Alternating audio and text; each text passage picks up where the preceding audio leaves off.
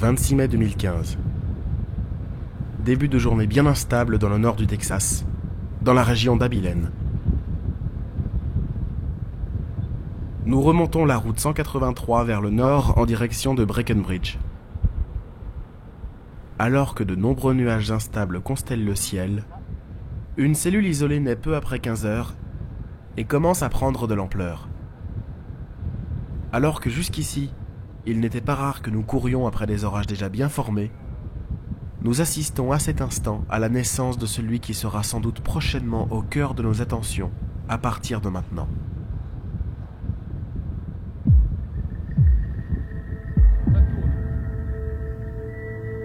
La convection semble rapidement gagner en vigueur et la base, d'abord assez étroite, tend à s'élargir de plus en plus.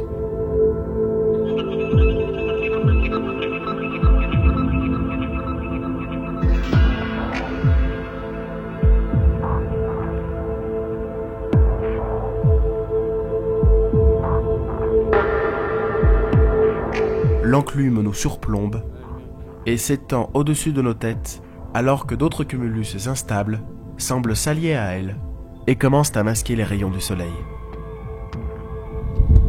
Juste avant c'était ciel bleu, trois petits nuages qui traînaient dans le ciel. Et là, déjà le bordel, ça fait peut-être 15 km de haut, ça tourne à vue d'œil. Le radar confirme d'ailleurs sans problème ce que nous avons en face de nos yeux et signale qui plus est l'apparition d'une rotation au sud-ouest de la cellule. La cellule continue sa course, et ce alors que nous tentons de nous rapprocher encore un peu plus de notre cible.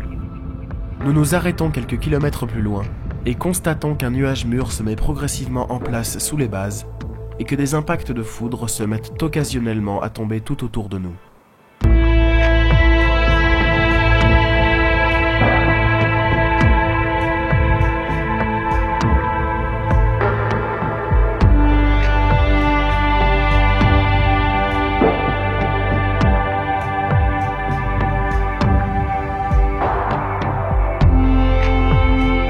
À cet instant, la rotation est si forte qu'il nous semble quasi certain qu'une tornade ne va pas tarder à apparaître.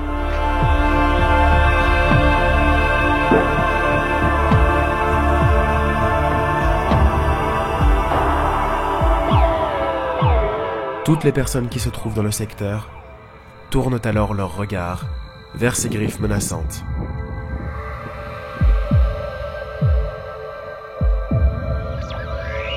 Mais au fil des minutes, le risque semble peu à peu devenir moins imminent, et il apparaît que l'orage commence à rentrer dans une autre phase de son développement. Au cœur du système, les précipitations deviennent diluviennes, alors que d'autres cellules se forment au nord de l'orage initial.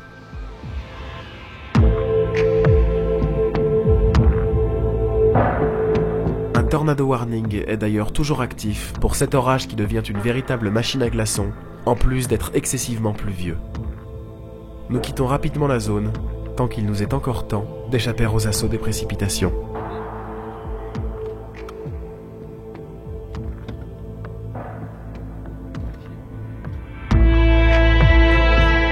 Ces sombres couleurs derrière nous nous laissent imaginer la nature des éléments qui nous prennent désormais en chasse.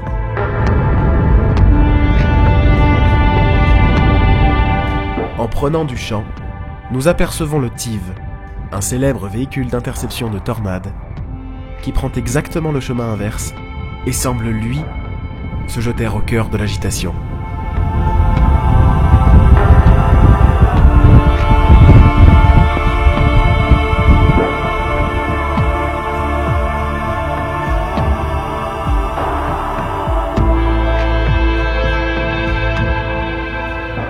Le jeu du chat et de la souris continue. Et ce alors que dans la pluie, une tornade semble avoir été repérée par d'autres chasseurs. Tout en continuant vers le sud-est, nous essayons de prendre les bonnes routes pour rester proche de l'orage. Mais néanmoins en prenant bien soin de garder une distance raisonnable.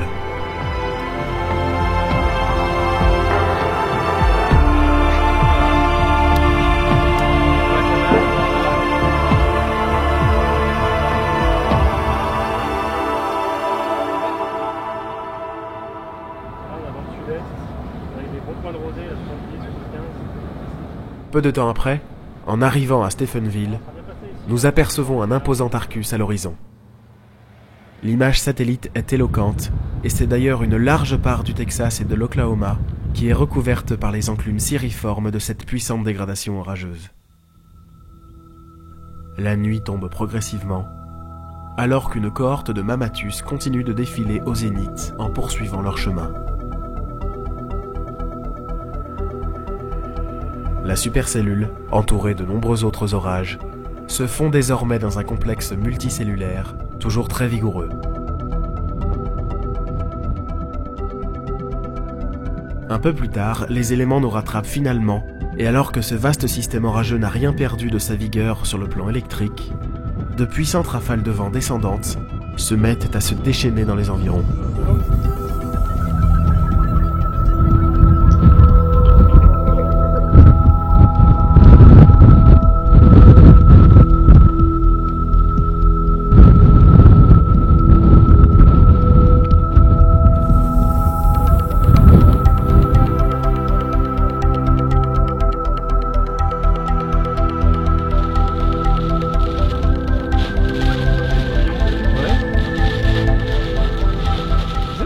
Une partie de la nuit sera particulièrement mouvementée, et nous subirons même un véritable pilonnage de coups de foudre, parfois très proches.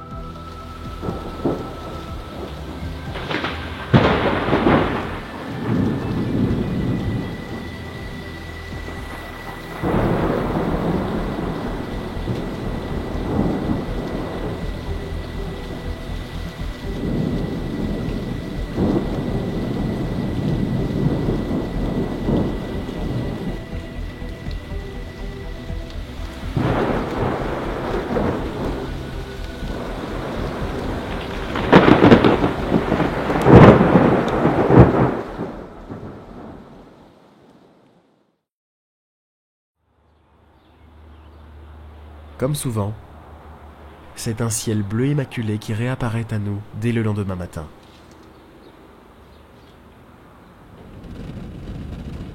Nous reprenons très rapidement la route vers le nord, car de nouveaux orages, possiblement plus violents que ceux de la veille, s'annoncent pour aujourd'hui.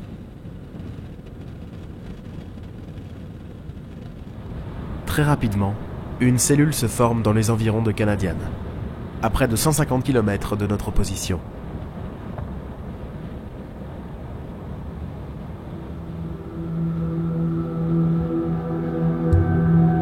Au loin, nous apercevons à peine l'ébauche de l'enclume de cet orage qui se renforce pour l'instant lentement. Mais finalement, un tornado warning se déclenche alors que la croissance de l'orage semble subitement s'accélérer.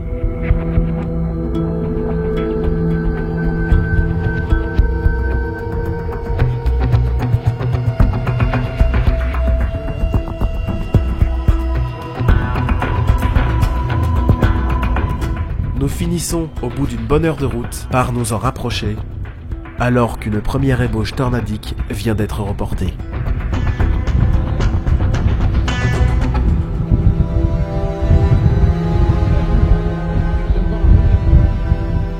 Cet orage est complètement stationnaire et doit déverser d'énormes quantités d'eau sur le même secteur.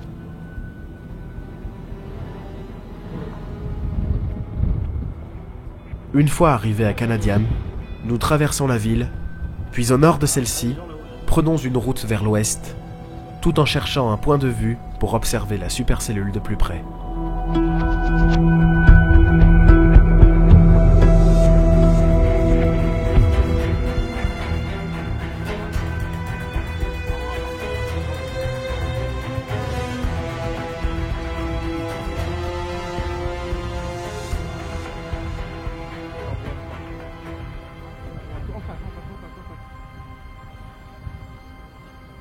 Nous nous engageons d'abord sur une route à la vue assez bouchée, mais à la faveur d'une clairière,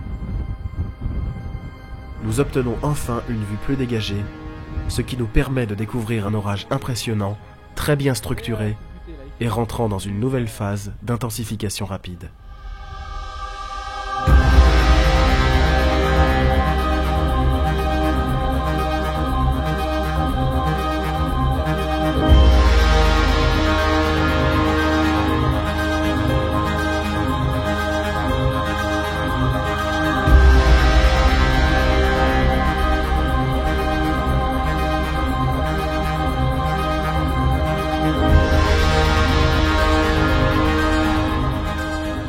Alors que la pluie arrive et que la grêle menace, nous repartons sur Canadian et espérons traverser la ville pour nous placer au sud de celle-ci, où nous avons repéré préalablement quelques points hauts.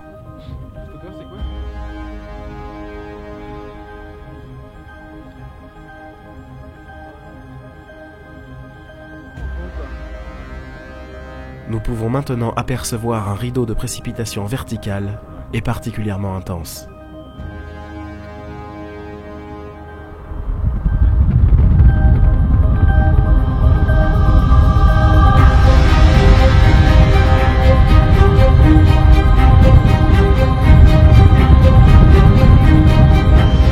Mais à peine commençons-nous à nous engager pour traverser Canadian, que nous devons soudainement nous arrêter et descendre en 4e vitesse de la voiture. Et pour cause. Une tornade qui semble particulièrement large vient de se poser au sol. Il est caché derrière le pont, les gars. Il y a une nouvelle vélocité par contre là, ici là. On y va. Le problème est que nous sommes situés au niveau d'un point bas Faut trouver un meilleur point de vue. et nous ne parvenons pas à distinguer l'horizon du fait des nombreux arbres et des structures face à nous. Elle vient vers nous. Après un très rapide arrêt, nous prenons la décision de repartir au plus vite pour trouver une vue plus dégagée. De toute façon, on allait avoir la pluie, les gars, c'est normal, il faut se barrer. 2 km là. On est du bon côté. Ok, vas-y, avance. Avance, t'as une butée là-haut. Là. Place, on l'a dit. Avance. Dis-lui que tu passes. Elle est toujours au sol, elle est super mignonne. Après quelques minutes de recherche, nous nous retrouvons sur un des points hauts de la ville Ah, ici, là, il y a du et monde. pouvons observer les derniers instants de vie de cette tornade qui finit par disparaître sous nos yeux.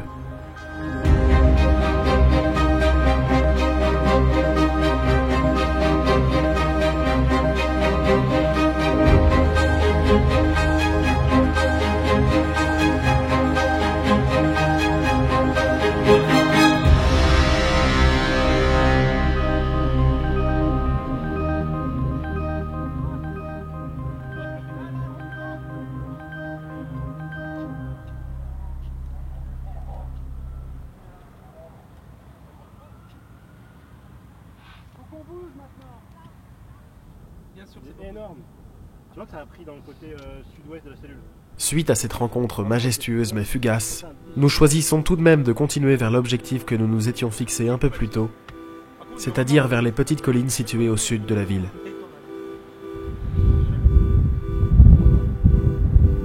Lorsque nous y arrivons, nous pouvons apercevoir un orage encore violent et toujours aussi stationnaire. Le flux d'air entrant est réellement très important, et le nuage mûr apparaît toujours particulièrement large et très bas.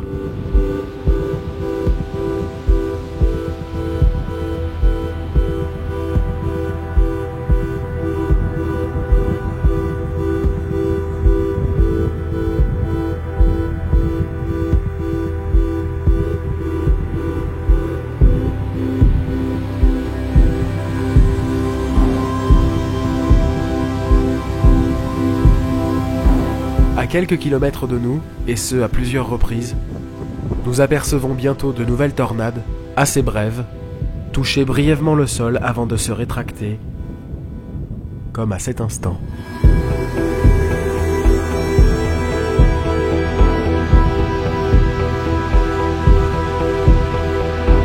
Ou encore celui-ci.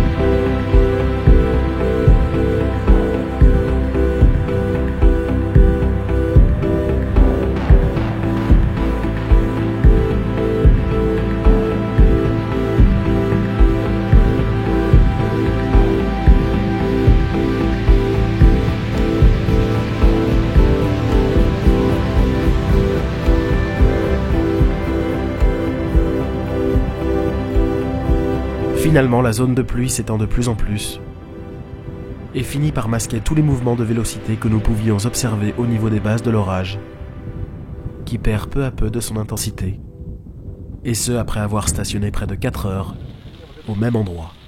Je te dis, il va surveiller ça là. Il va se mettre en dehors. Au terme de cette journée dantesque, nous rencontrons une fois de plus Salut la Belgique! l'équipe de chasseurs d'orage belge, Belgorage, une dizaine de jours après l'avoir rencontré une première fois dans l'Oklahoma. Eux aussi n'ont rien loupé des scènes auxquelles nous venons d'assister un peu plus tôt. On a pu... Salut Basile. Salut! On a vu 3 aussi. Matériel Attention, la Belgique fait sa mise au point. Ouais. Ouais, c'était chouette. Pendant ce temps, le soleil décline et le ciel nous prépare les derniers actes de cette journée forte en émotions.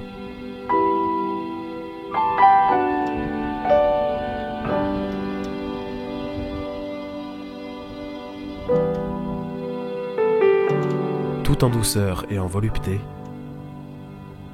les turbulences nuageuses au-dessus de nous s'apprêtent à se parer des plus belles couleurs du coucher.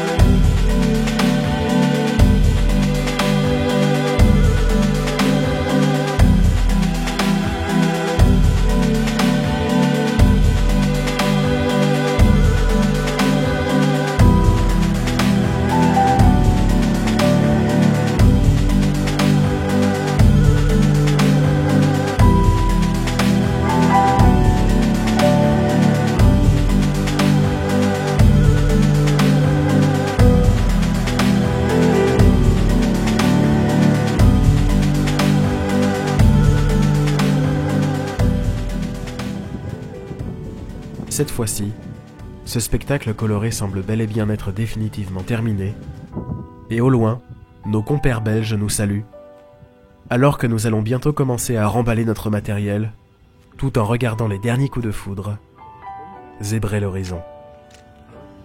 C'est bon, c'est pas ça. C'est tout à l'heure.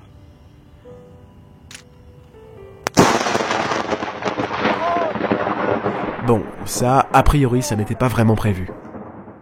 L'orage, qui était bel et bien en train de s'éloigner, nous a tout de même offert une belle frayeur en guise d'adieu, avec ce coup de foudre extra nuageux qui est venu frapper une dizaine ou tout au plus une vingtaine de mètres derrière nous. Revenons légèrement en arrière pour voir ça d'un peu plus près.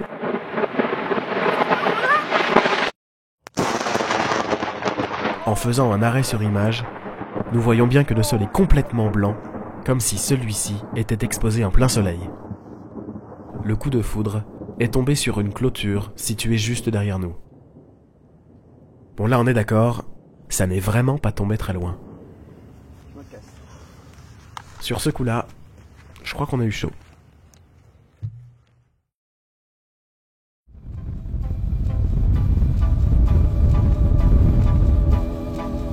Les jours qui suivirent furent marqués par une instabilité moindre.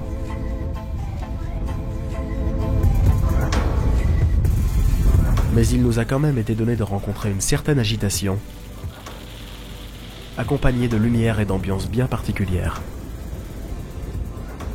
Les couleurs furent parfois dignes des situations orageuses les plus impressionnantes, bien que les orages en question ne se révélèrent pas particulièrement sévères.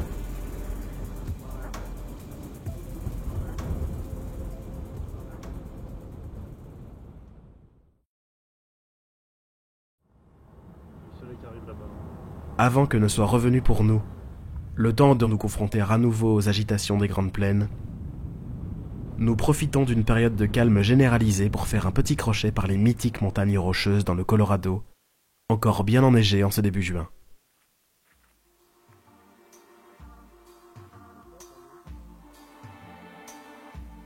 Nous déambulons maintenant autour du pic des Espagnols, qui nous surplombe du haut de ses 4155 mètres, tout en prenant soin de profiter autant que possible de la quiétude de ce lieu féerique.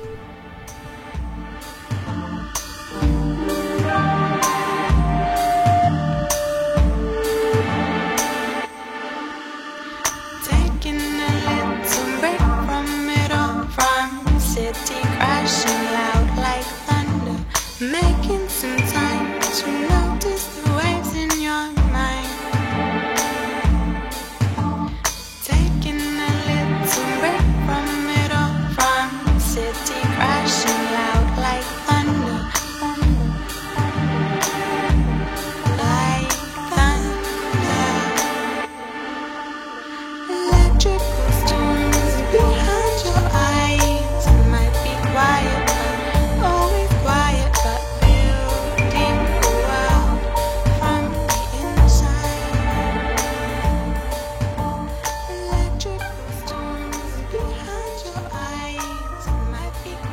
Avant de regagner les plaines, nous nous attardons encore un peu dans cet endroit paisible.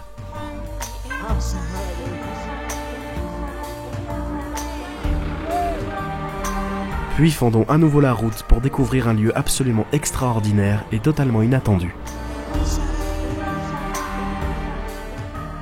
Au bout de cette route, commencent à apparaître les Great Sand Dunes. Cet ensemble de dunes, les plus hautes d'Amérique du Nord, dépassant parfois les 200 mètres de hauteur, semble sortir de nulle part, au pied de ces montagnes imposantes et aux cimes enneigées, qui nous offrent ainsi un contraste très particulier. Le soir venu, ces sculptures naturelles, formées par les vents dominants et une situation géographique particulière, s'enflamment.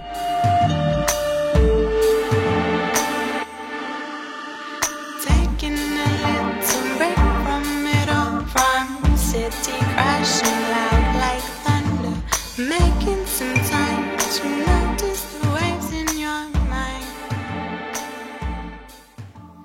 Taking a little break from it all, from city crashing loud like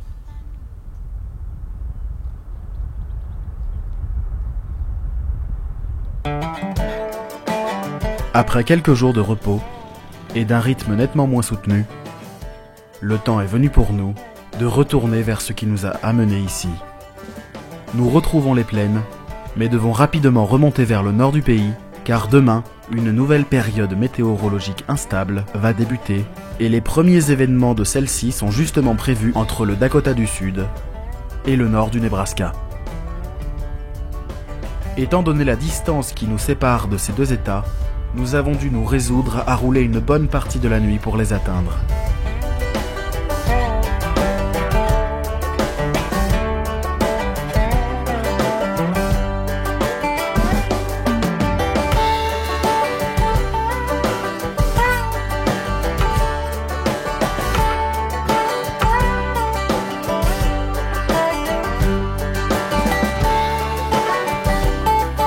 Alors que nous traversons les premières villes du Dakota du Sud, nous consultons les prévisions pour l'après-midi. Le radiosondage n'est pas spécialement engageant, et même si tout laisse à penser qu'un risque de supercellule est loin d'être exclu pour l'ouest de l'État, il n'est a priori pas prévu d'événements particulièrement intenses.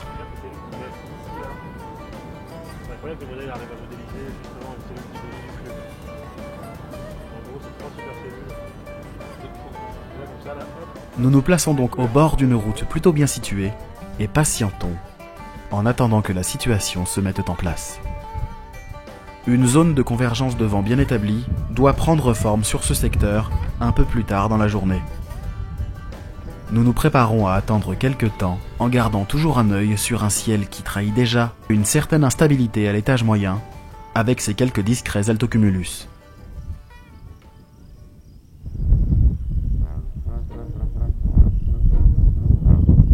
Le temps passe. Pour l'instant, il n'y a rien à signaler. Qu'est-ce qui se passe ou qu'est-ce qui se passe pas? Pas grand chose.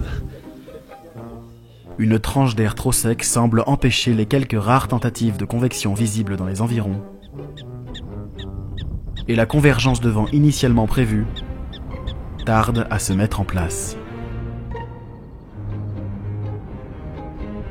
Nous avons une vue idéale sur ce ciel toujours désespérément vide.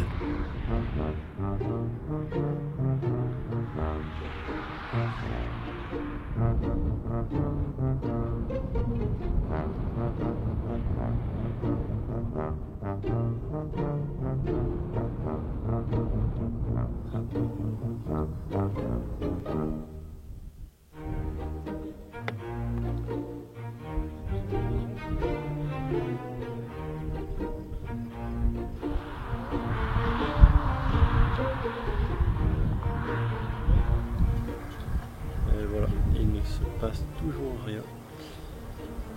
Les paramètres sont pas aussi bons que prévu, sont pas bien phasés en fait dans l'espace et dans le temps. Notamment il y a une petite convergence des vents qui était prévue qui n'est plus là, donc il y a bien l'énergie qui est là, mais il n'y a pas le forçage, c'est-à-dire la petite étincelle qui va faire démarrer l'orage, qui va le maintenir aussi. Donc ça s'annonce moins bien que prévu, voilà, on sait jamais. Hein.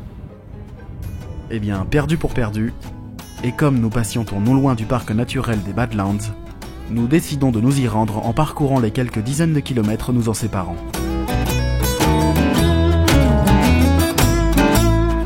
Nous décidons de nous balader au cœur de cet étonnant trésor géologique, tout en jetant de temps à autre un œil sur l'enclume d'un orage venant de prendre naissance à 60 ou 70 km au nord-ouest de notre position, mais sans y prêter attention plus que ça. Puis, comme un signe de la Providence, qui nous forçait à revenir sur nos pas, nous constatons à notre grande surprise que cet orage semble prendre de plus en plus d'ampleur. Alors que nous n'y croyons à vrai dire plus vraiment, nous avons donc désormais une puissante colonne cumuliforme face à nous. À regarder les cartes d'observation en temps réel, les conditions semblent bien meilleures au nord, et nous prenons finalement l'autoroute 79 en direction des collines des Black Hills. En dépit du déclin relatif du potentiel partout ailleurs, l'humidité, l'instabilité et le cisaillement semblent être assez bons là où se développe cette structure inespérée, un peu au nord-ouest de Rapid City. Cette supercellule, assez peu mobile, semble néanmoins se diriger vers la deuxième plus grande ville de l'État. Puis nous nous enfonçons petit à petit entre les collines des Black Hills, à la recherche difficile d'un point de vue, particulièrement compliqué à dénicher dans cet environnement boisé. À mesure que nous nous approchons des bases de l'orage, la structure supercellulaire ne fait plus aucun doute.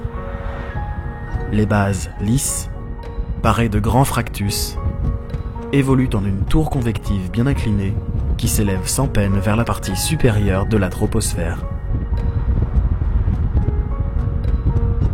Délivrance. Voici finalement le point de vue tant attendu. Nous découvrons une vue splendide en direction de ce magnifique orage, baignant dans une splendide lumière dorée, face à nos yeux émerveillés.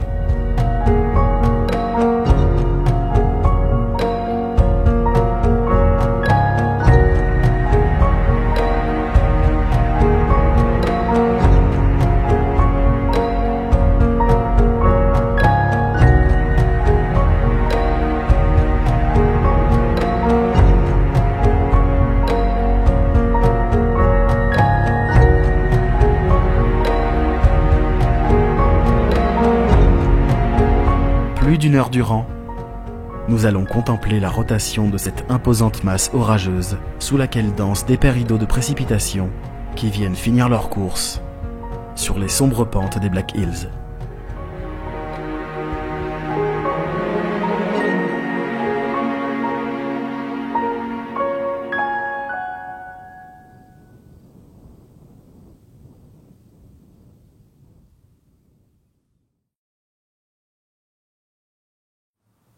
Nous nous réveillons à Rapid City.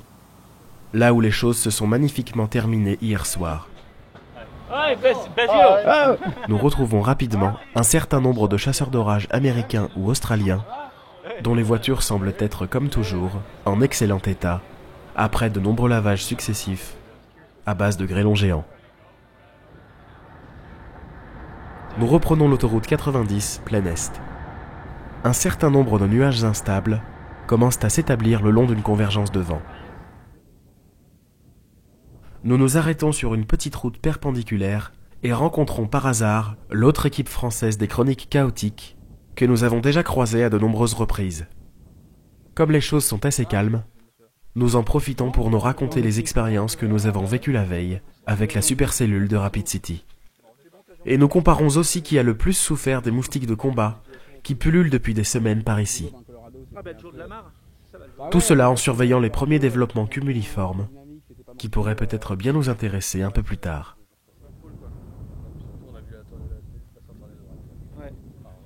Puis nous finissons par nous séparer et allons tenter de nous placer au mieux pour cette journée de chasse un peu délicate, les paramètres orageux étant aujourd'hui assez brouillons.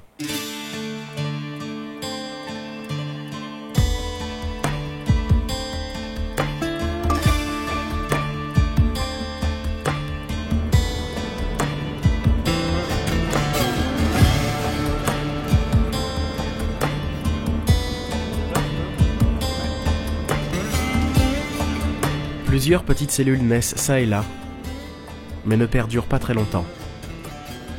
Plus au sud-ouest, en revanche, quelques orages semblent beaucoup moins peinés à prendre de l'ampleur.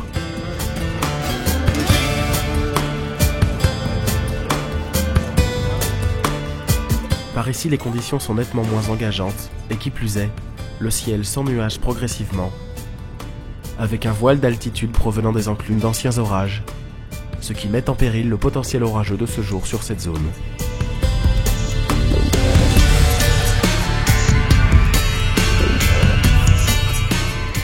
Nous allons donc tenter de gagner vers le sud, pour tenter de retrouver des conditions plus favorables et un ciel moins bouché.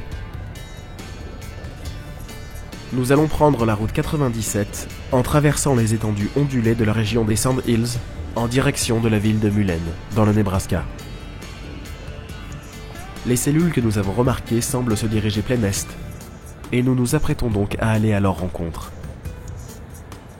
Le radar nous indique que nous avons maintenant affaire à un puissant orage multicellulaire qui dévale vers le sud-est, et à l'avant duquel évolue très certainement un impressionnant Arcus.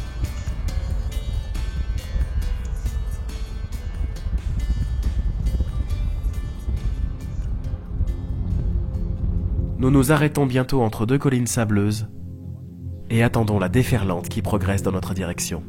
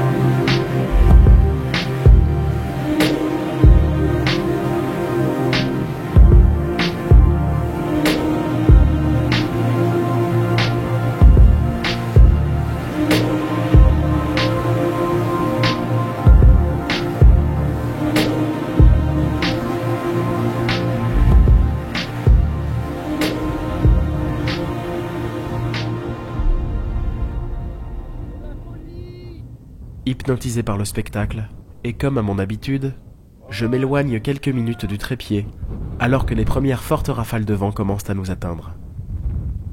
Sans doute une mauvaise idée. Mais bon, on ne se refait pas.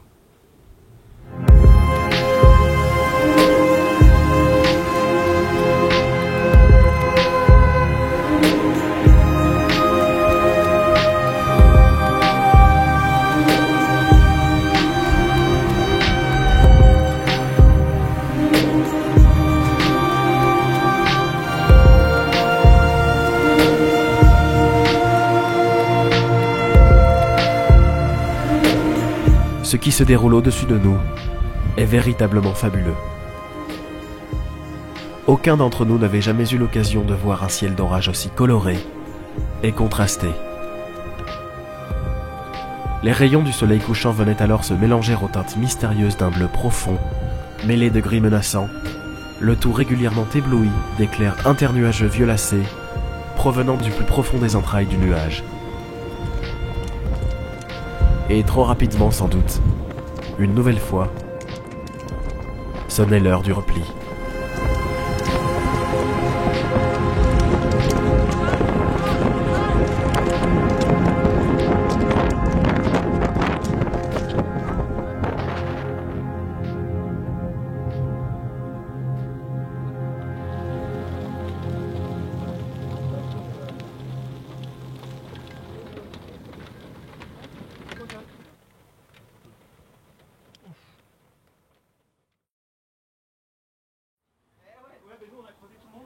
Le 3 juin, nous nous réveillons à nouveau en compagnie d'une équipe française. Mais celle-ci, nous ne l'avions pas encore croisée. Après quelques échanges d'impressions sur la journée qui vient, Dorian et Louis, avec leurs 2 autres compères, prennent rapidement le large alors que nous préparons nos dernières affaires.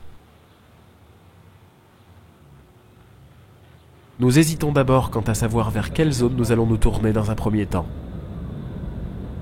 Puis nous jetons finalement notre dévolu sur le nord-est du Colorado et le sud-est du Wyoming.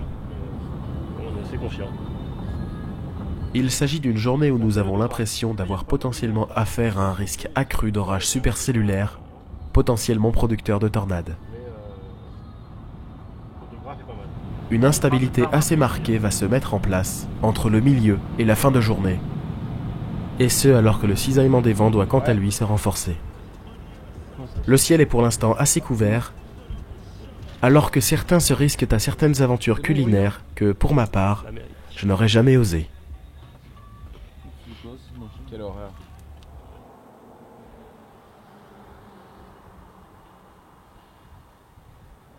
Le ciel se découvre progressivement, alors que nous venons d'arriver dans le Wyoming. Très favorable.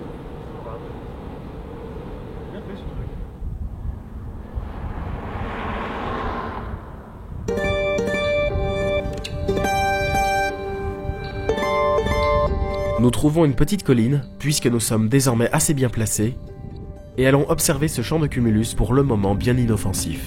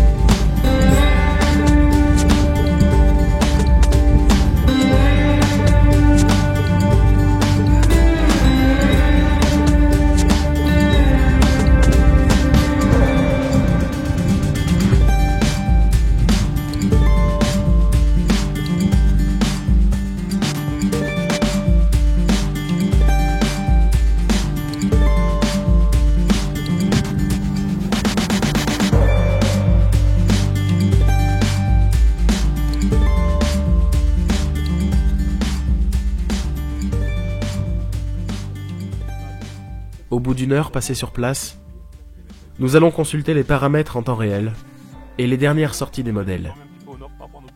Il semblerait qu'un léger décalage vers le nord soit désormais d'actualité, mais nous décidons de rester sur place en attendant qu'un nuage commence à prendre de l'ampleur et montre un potentiel significatif.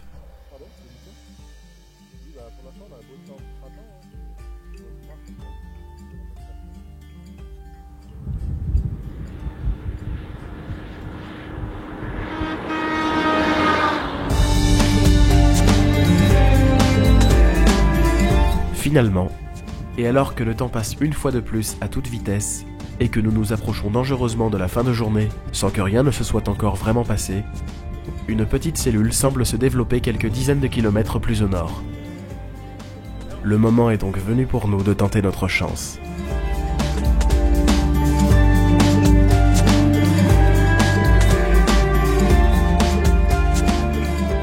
Nous remontons rapidement plein nord, par la 85, en direction de Torrington, pour intercepter cet orage qui remonte lui aussi plein nord, voire même nord-ouest.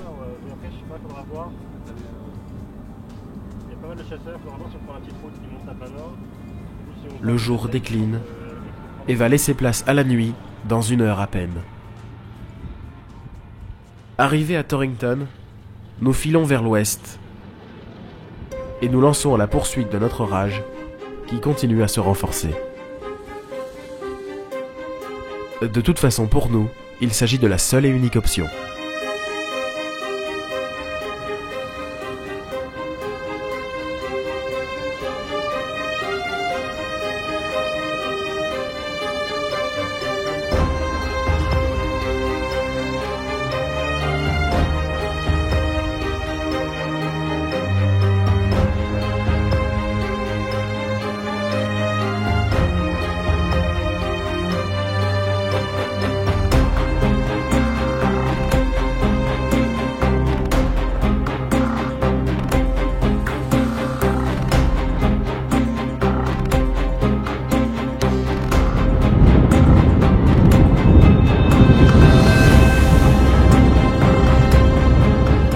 Les bases sont pour l'instant très engageantes, et la lumière devient elle aussi vraiment intéressante.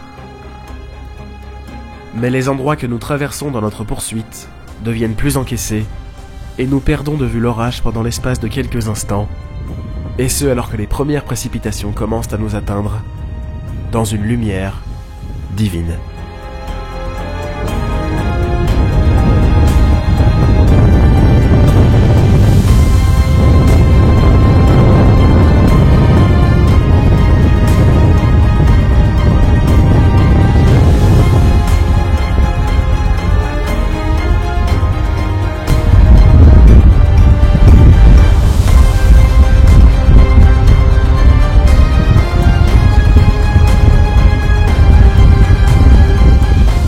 L'orage se déstructure enfin assez rapidement, et ce avant que nous n'ayons réussi à l'atteindre.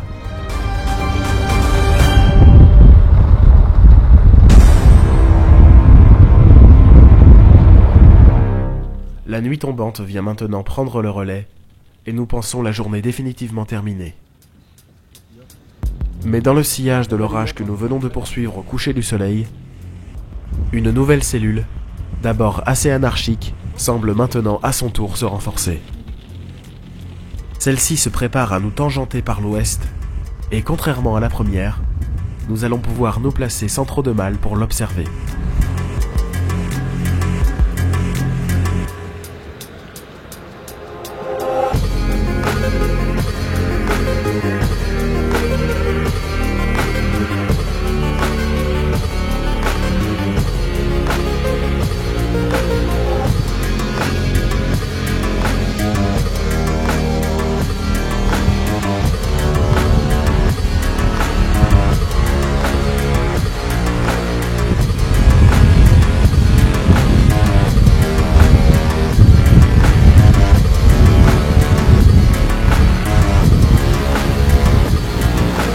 Il commence à faire très sombre, mais il y a encore suffisamment de lumière à l'extérieur pour nous permettre de distinguer l'épais rideau de précipitation provenant des bases de l'orage.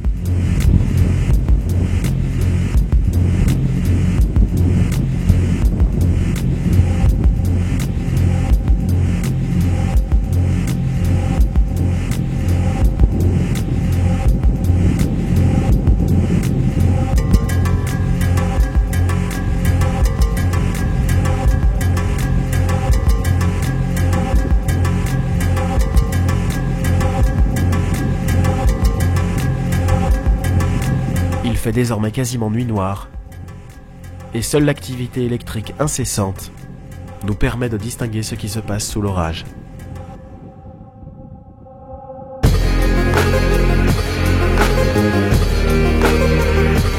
Nous observons d'ailleurs beaucoup d'agitation, et de nombreux fractus nous laissent parfois perplexes sur ce que nous voyons ou pensons voir au loin dans l'obscurité.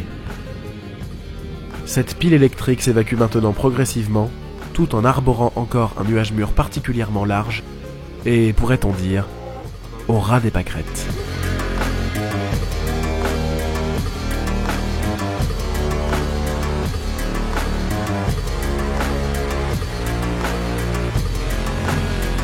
A priori, pas de tornade au sol ce soir-là, mais des chutes de grêle impressionnantes ont été reportées un peu plus loin, et nous n'en aurons qu'un petit aperçu pour refermer cette journée.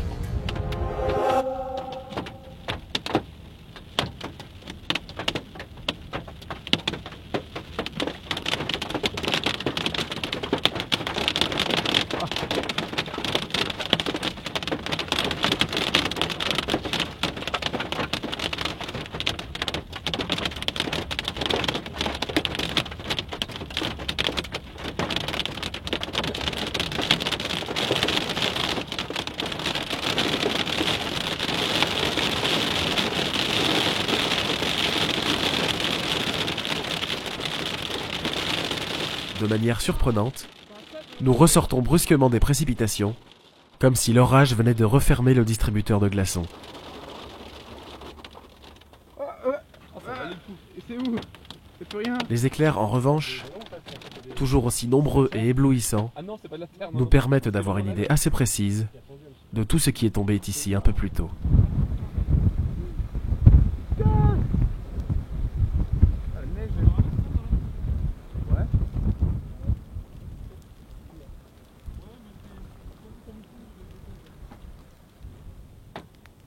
Dis donc, ça tape ça.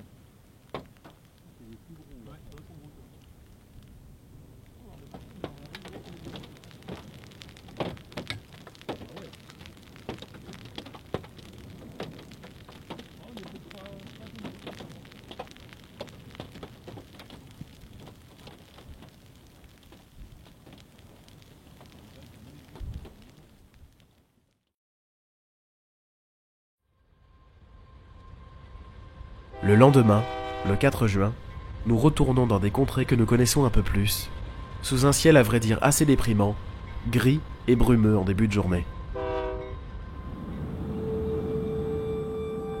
Les paramètres de prévision laissent penser qu'un environnement favorable devrait se mettre en place au niveau de la frontière entre Kansas et Nebraska, le long d'un front chaud. Les paramètres d'instabilité sont hauts, et les indices de probabilité supercellulaire sont également assez éloquents. Nous avions le choix entre deux zones véritablement intéressantes ce jour-là. D'une part le nord-est du Colorado, ou bien encore le nord-ouest du Kansas. Pour différentes raisons, et pas forcément d'ordre météorologique, nous étions plutôt confiants pour la deuxième option. C'est donc ainsi que nous arrivons sur zone en début d'après-midi. Le ciel est maintenant bien dégagé, et quelques cumulus pas vraiment menaçants s'y baladent paisiblement.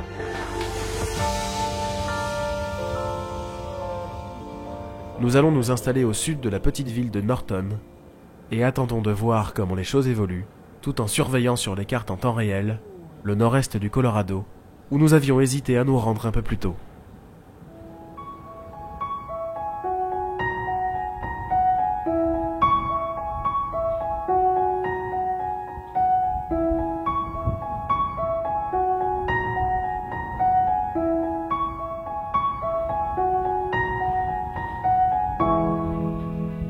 Pour l'instant, aucun signe d'orage imminent. Un vent de secteur sud-sud-est modéré court sur les plaines.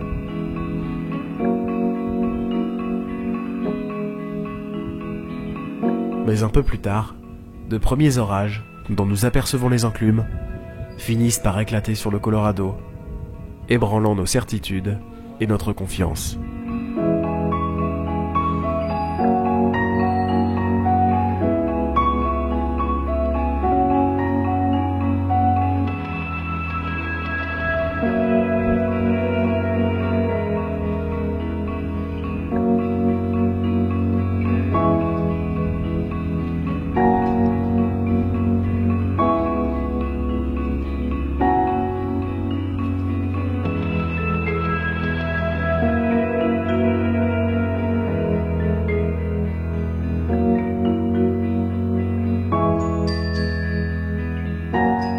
Et alors que les conditions demeuraient jusqu'ici assez inhibées, nous laissant à nouveau craindre une journée sans, nous repérons la petite enclume d'un orage qui ne paye pour le moment pas de mine, et qui semble même assez faiblard au radar. Le ciel très voilé et l'allure siriforme, voire un peu moribonde de l'enclume, ne nous convainc pas vraiment, et va peut-être d'ailleurs bientôt nous induire en erreur. Toujours est-il que nos yeux se tournent également à cet instant vers le sud, en direction d'un nouvel orage, très récent, et surtout en marge de ce voile d'altitude assez épais. Et bien que lointain, cet orage à l'allure convective beaucoup plus solide et concrète semble nous murmurer à l'oreille de changer de direction sans trop d'état d'âme.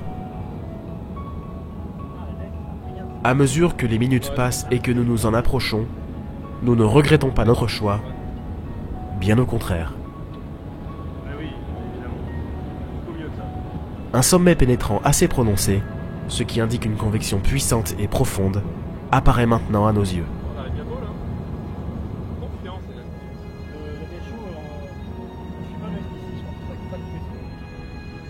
Et alors que nous sommes totalement rivés à cet orage, je détourne brièvement le regard par hasard vers l'ouest et crois apercevoir une forme totalement sans équivoque derrière un bosquet d'arbres. Lorsque nous nous rendons compte que la cellule que nous pensions vouée à mourir rapidement a en fin de compte réussi à développer une colonne d'alimentation colossale, nous décidons une fois de plus de changer de direction pour à nouveau miser sur cet orage que nous avons peut-être un peu trop dénigré dans un premier temps. Espérons qu'il n'est pas trop tard. Trop hésitant là. Trop hésitant. En plus on l'a rattrapé l'autre. La frustration commence à se faire de plus en plus présente, et nous apprenons bientôt que les orages situés dans le Colorado ont donné lieu à une situation exceptionnelle et à plusieurs tornades particulièrement photogéniques. Nous continuons de poursuivre cet orage peu convaincant à l'origine, devenu en peu de temps un véritable cas d'école de supercellules LP, c'est-à-dire ne délivrant que très peu de précipitations. Même lointaine, nous nous rendons bien compte qu'une structure de ce genre ne se voit pas tous les jours. La bande d'afflux est impressionnante, et une robuste alimentation monte dans les hautes couches avec vigueur. Mais quelle tension dans l'air, quel stress. Elle avait commencé comme ça.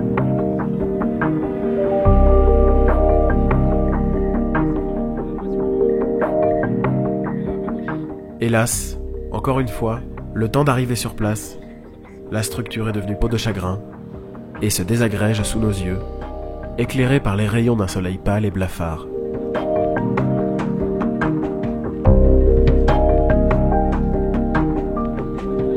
Pourtant, au radar, l'orage, en tornado warning depuis près de 30 minutes, continue d'évoluer vers le sud-est.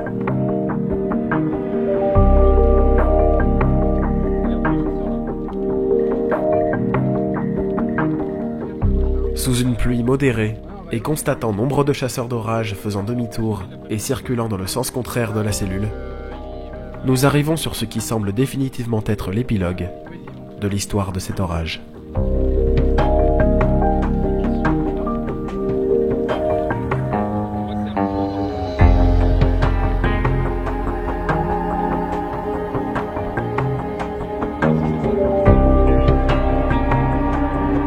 Ce qui était il y a peu une magnifique supercellule LP est devenu un vague enchevêtrement de nuages tabulaires lisses et déstructurés.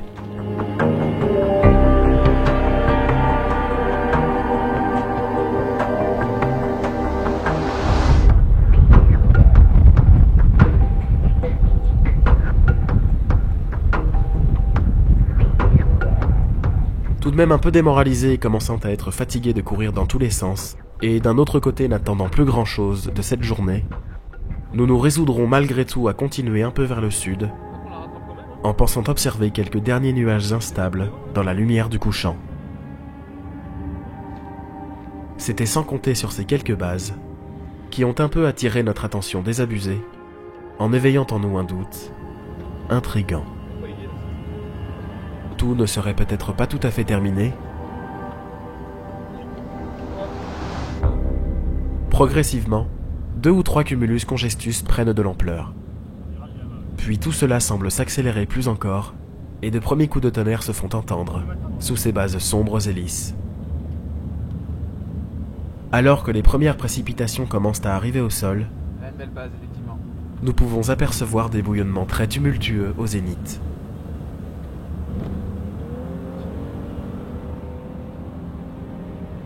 Décision est prise de s'arrêter, alors que cet orage peu mobile se renforce à toute vitesse.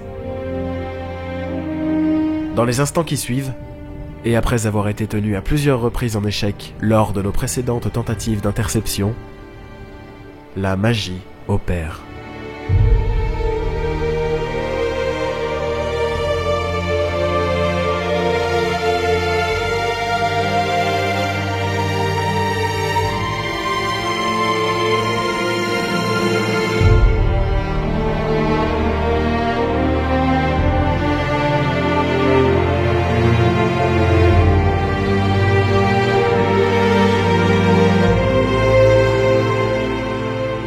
Nous reprenons la route sur quelques kilomètres pour nous rapprocher encore un peu de la structure qui affiche maintenant une rotation très marquée et s'est considérablement abaissée.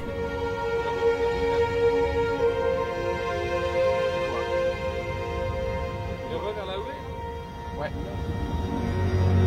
Ça, c'est bon. Moi, je pense quand même qu'il faut pas s'arrêter trop loin. Là, je pensais bien. Là haut. Plus haut. Attends, je suis obligé de ralentir doucement parce qu'il y a... T'as raison. Mais je pense que là, si on s'approche trop après... Là, il y a un point de vue, il y a un point de vue, il y a un point de vue, il y a un point de vue là. Nous repérons un point de vue qui nous offre un panorama très dégagé sur la Seine. Le temps est venu de nous échapper de la voiture pour contempler cette cellule arrivée à maturité en nous plaçant dans le champ au bord de la route.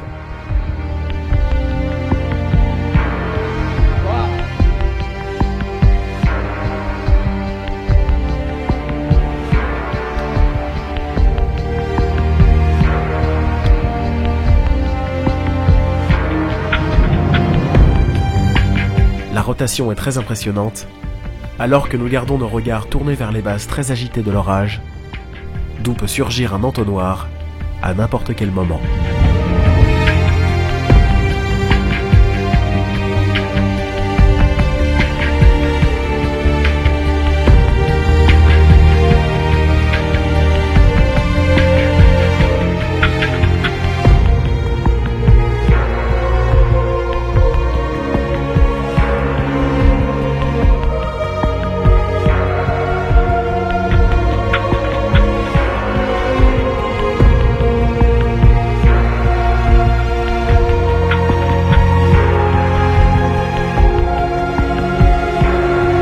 Quelques puissants impacts de foudre, ponctués par un tonnerre fracassant, viennent bientôt clore ce spectacle inattendu.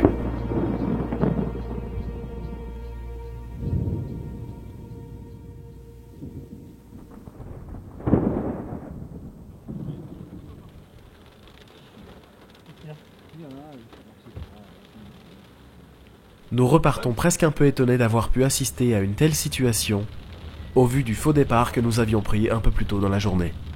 Bon, sauve les meubles quand même. Non Les éclairs fusent toujours autour de nous, et nous tentons de nous éloigner un peu de l'orage, alors que la pluie commence à envahir la zone.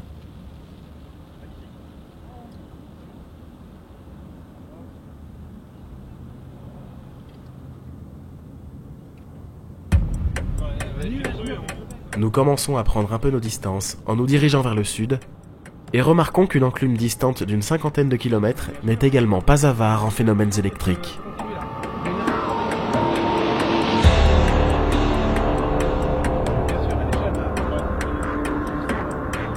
Cependant, malgré cette vue très séduisante, nous n'allons pas encore tenter de courir plusieurs lièvres à la fois, et c'est sans compter que l'orage que nous venons à l'instant de quitter semble à nouveau vouloir se renforcer, et plusieurs coups de foudre extra-nuageux se manifestent, signe d'une réintensification notable de la cellule.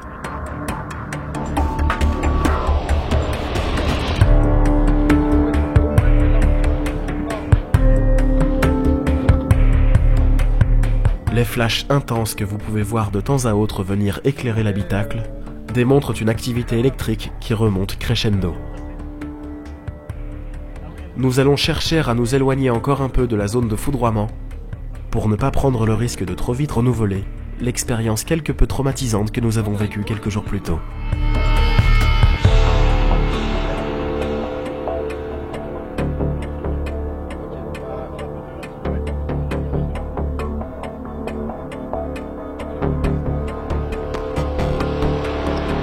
nous profitons d'une intersection peu fréquentée pour emprunter une route en terre sur quelques mètres et nous arrêter un peu plus loin. Tout autour de nous évoluent maintenant des orages particulièrement intenses. Nous ne savons même plus vraiment où donner de la tête. En sortant de la voiture, nous voyons que l'alimentation de l'orage est encore bien établie et que notre cellule n'a sans doute pas encore dit son dernier mot. À partir de maintenant, et pendant près d'une heure, tous les orages des alentours, à commencer par celui-ci, vont délivrer une activité électrique complètement débridée, faite de coups de foudre souvent extra-nuageux et toujours plus nombreux, entre autres éclairs internuageux gigantesques.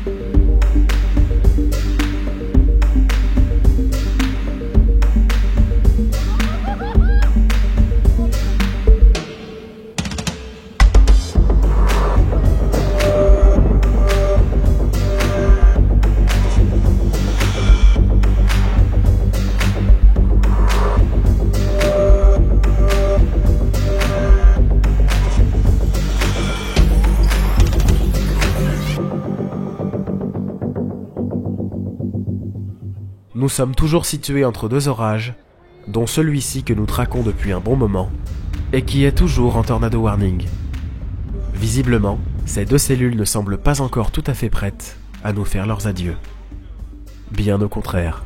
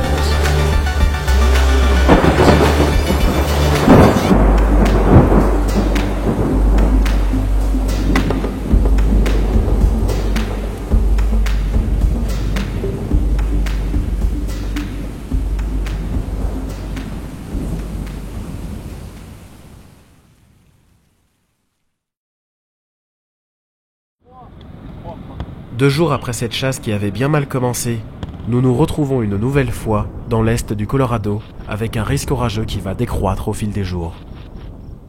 Néanmoins, quelques phénomènes intenses, voire tornadiques, sont encore bien loin d'être exclus. Mais cette journée de chasse sera marquée par nos difficultés à nous déplacer à travers un réseau de routes secondaires difficiles et particulièrement boueux. Le risque d'y rester coincé est bien présent, ce qui nous oblige à ralentir la cadence. Par hasard, nous allons recroiser le Tive, même si cela ne va pas nous porter chance, puisque nous mettrons beaucoup de temps à atteindre le seul orage intéressant du secteur, après avoir hésité entre plusieurs cellules, et donc entre plusieurs routes. Mais en revanche, je crois que nous n'étions pas les seuls dans ce cas. Nous arriverons néanmoins à établir un contact visuel avec les bases terriblement rotatives et tourmentées d'un orage qui aura produit quelques minutes plus tôt une tornade de type wedge, c'est-à-dire particulièrement large.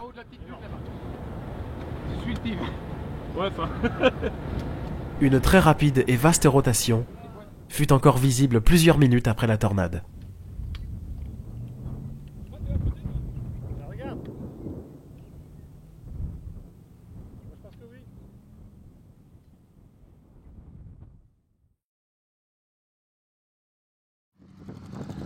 Dans 48 heures, nous devrons hélas dire au revoir aux grandes plaines. Nous redescendons vers Oklahoma City en roulant plein sud à travers les routes du Kansas. L'occasion de prendre le temps d'admirer les lieux étonnants que nous pouvons parfois croiser tout au long de notre chemin. Comme ici, un lieu totalement inattendu dans une région où bien rares sont les collines qui viennent masquer l'horizon. Je vous présente Monument Rocks, un ensemble de falaises calcaires dont certaines dépassent les 20 mètres de haut. Comme posées au milieu des plaines qui s'étendent à perte de vue, ce n'est pas tant l'envergure de ces formations rocheuses qui impressionne, mais plutôt le fait que le voyageur comme vous et moi ne s'attend pas vraiment à les trouver à cet endroit. Visiblement pour ces oiseaux, elles semblent être l'endroit idéal pour s'établir. Plus tard, tout en redescendant vers le sud, nous tombons presque par hasard sur un orage multicellulaire, à l'avant duquel s'est développé un arcus très esthétique.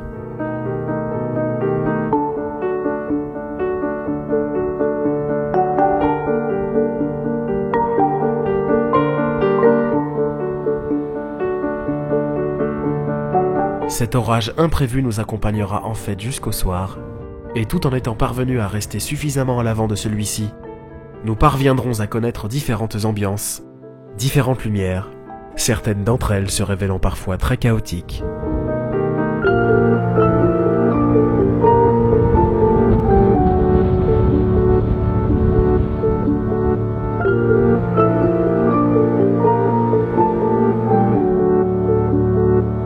Finalement, nous arrivons à moins de 100 km de notre ultime étape, Oklahoma City, le soir venu, alors que l'orage qui nous a tenu compagnie pendant tout ce temps tire désormais sa révérence.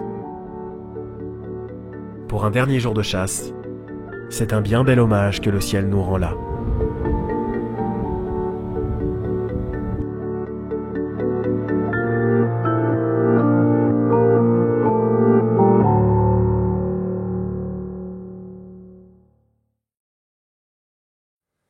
Veille de notre départ, dans la banlieue d'Oklahoma City, la journée s'annonce calme.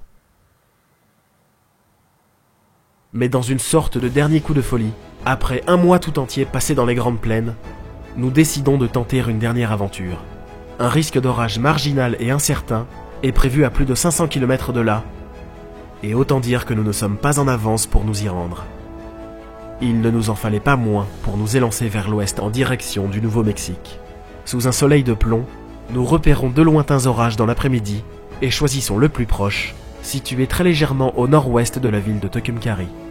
L'orage est là et avance lentement sous nos yeux à travers cette plaine, alors que le second orage semble nous surveiller d'un peu plus loin et à l'horizon, nous gratifie même de ses traditionnels bouillonnements cumuliformes. Gagnant encore un peu de vigueur, l'orage lance vers le sol des coups de foudre fugaces, mais de plus en plus photogéniques. Mieux encore, la partie active de l'orage s'apprête dans un jeu de perspective inhabituel à se placer dans l'exacte continuité de la route 71 qui s'éloigne face à nous.